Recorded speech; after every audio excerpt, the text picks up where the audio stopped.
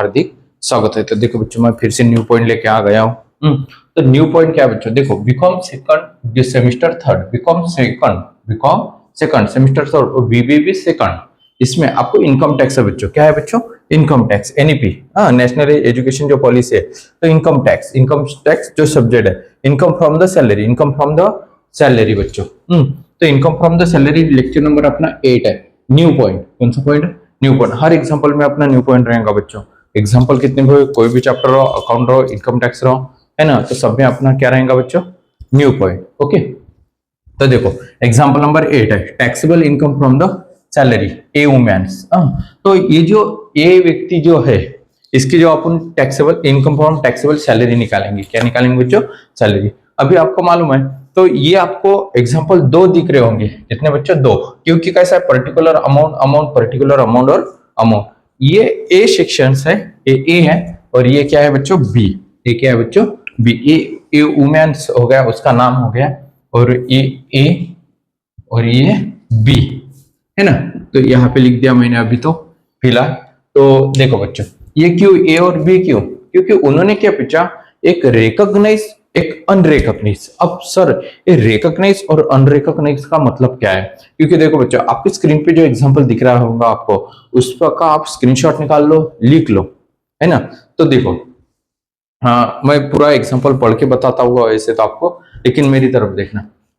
तो देखो, if provident fund is recognise हो गया बच्चों। देखो, और इसमें यहाँ पे लिखा आपने, if provident fund is unrecognised, इसका मतलब क्या है? देखो, आपको प्रोविडेंट फंड मिलता है बच्चों, जो प्रोविडेंट फंड, देखो आरपीएफ जिसको बोलते हैं, है ना। तो provident fund, recognise provident fund, है ना। तो प्रोविडेंट फंड का मतलब पीएफ। क्या है बच्चों? पीएफ। आपको मालूम है कि जैसे कि आप किसी को भी एक गवर्नमेंट जो व्यक्ति होगा या तो कंपनी में होगा, तो उनको क्या पूछते हैं आप? तो आपका पीएफ कटता होगा, है ना। पीएफ का क्या मतलब होता है? हर साल, हर महीने आपकी जो सैलरी है, उसमें से 2%, 4%, 5%, हर कंपनी का, हर गवर्नमेंट का अलग अलग रहता है।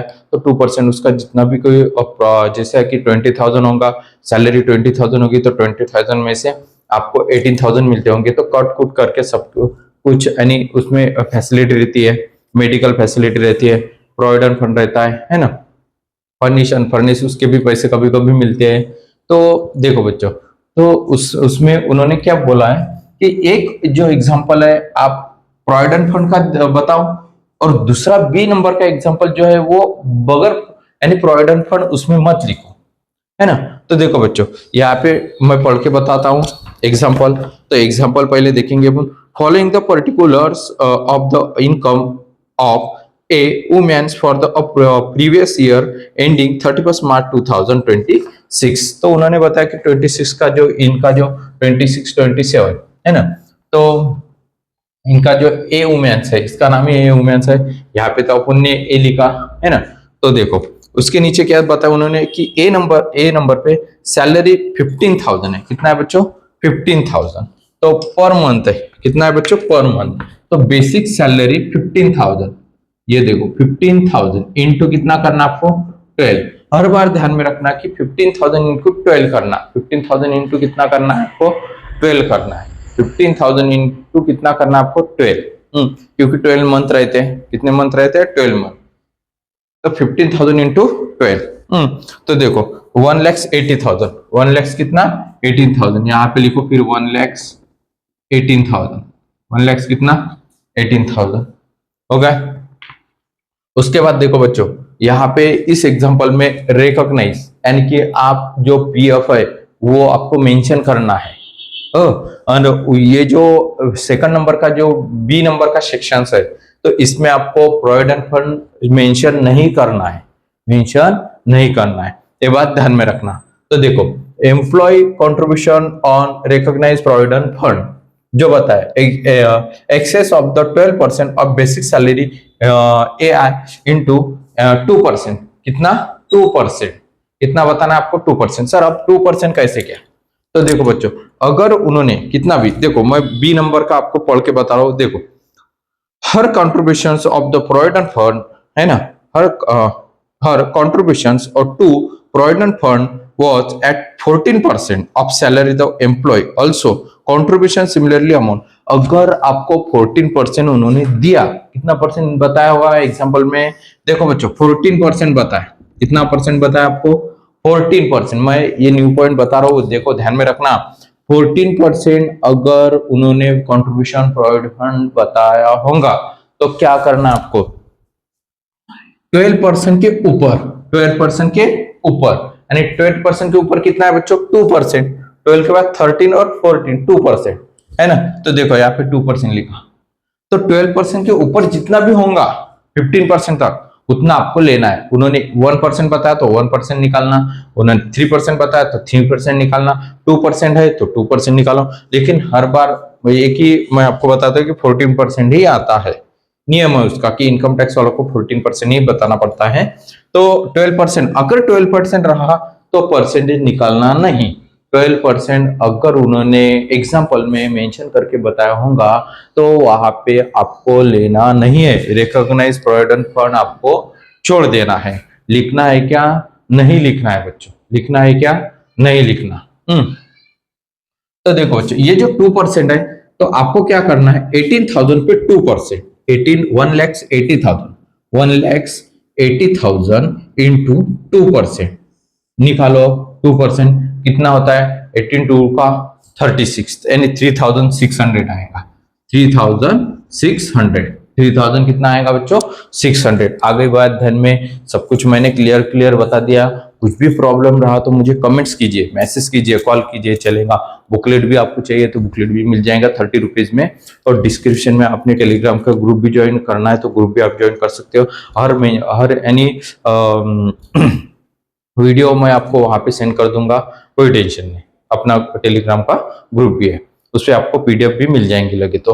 देखो बच्चों उसके बाद हाँ, वीडियो अच्छा लगा तो लाइक करना, शेयर करना और सब्सक्राइब जरूर करना। अभी तक आपने सब्सक्राइब नहीं किया होगा, नए बच्चे होंगे तो उन्होंने सब बच्चे सब्सक्राइब कर लिए करो।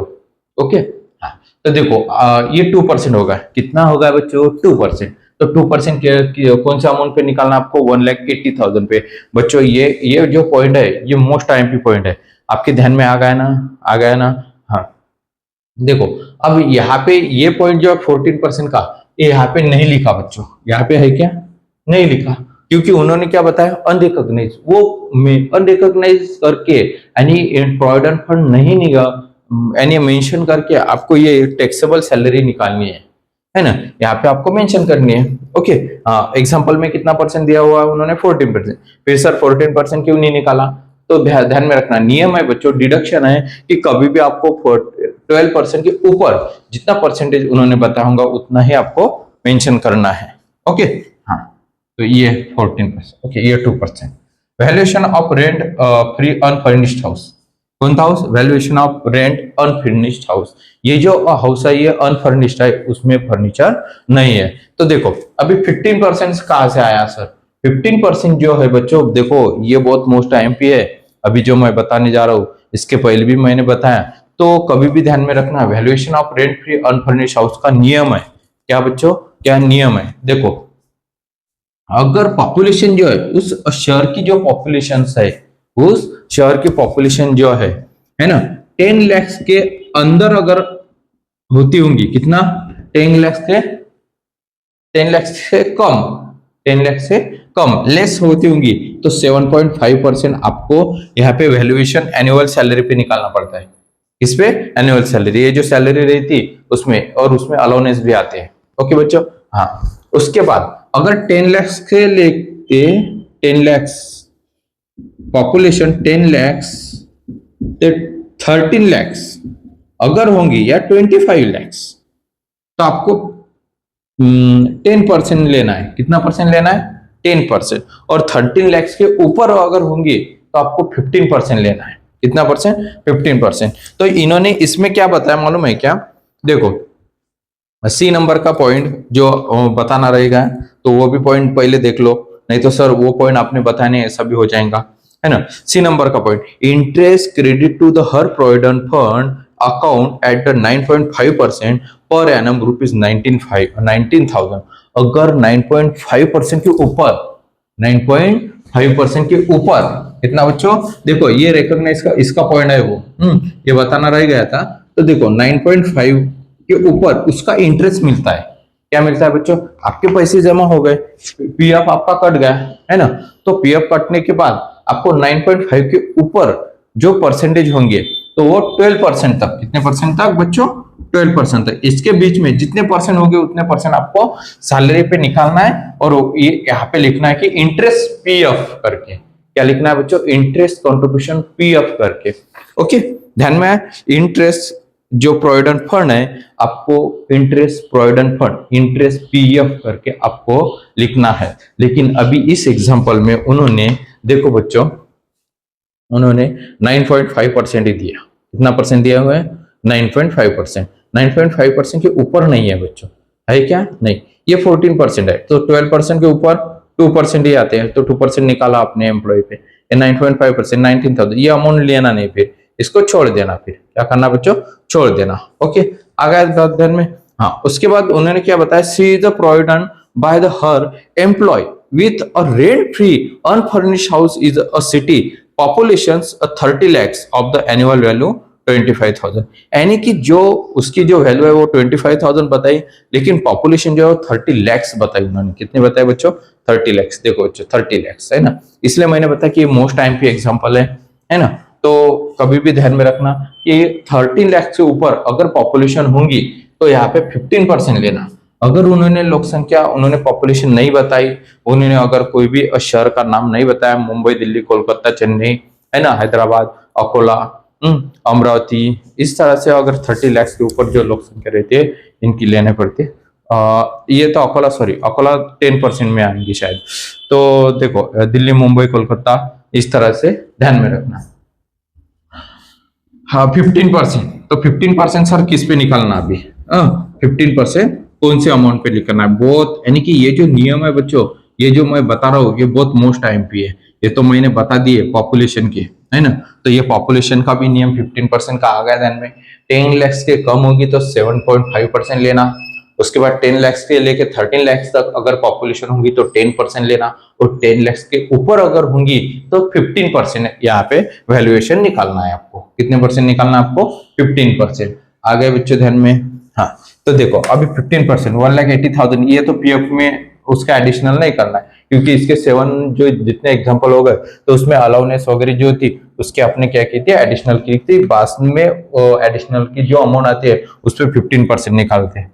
अभी देखो एक ही अमाउंट है 1,80,000, तो 1,80,000 इंटू 15% अपॉन देखो 100, है ना, तो यहाँ इस पे 15% निकालो तो 27,000 आएंगी। कितना बच्चों, 27,000।